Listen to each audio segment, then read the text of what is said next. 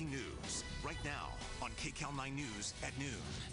Welcome to Kcal 9 News at noon and streaming on CBS News Los Angeles. I'm Rachel Kim in for Amy Johnson. We begin with breaking news in the San Gabriel Valley. A house fire in Alhambra sent a family running for their lives.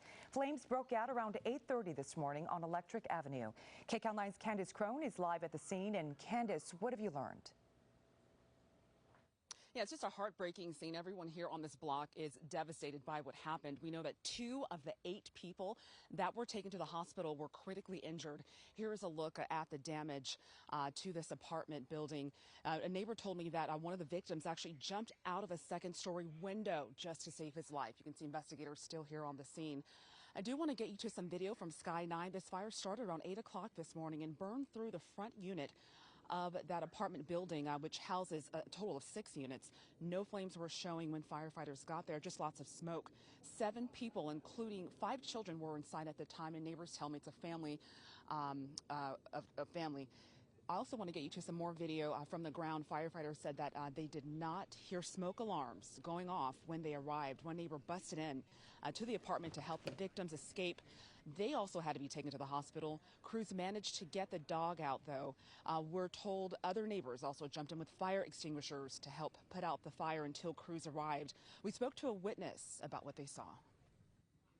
We had a father here that was completely the hero, along with another neighbor that was here that was running in and out of this fire with their children, with no shoes on, stepping on glass.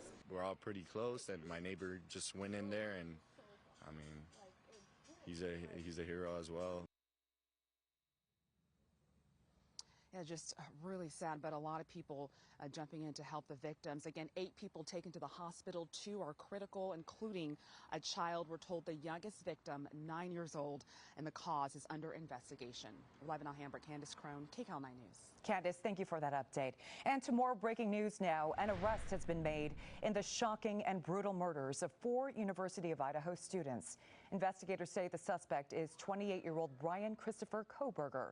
The FBI took him into custody in Scranton, Pennsylvania this morning. The 4 victims were stabbed inside a home in November.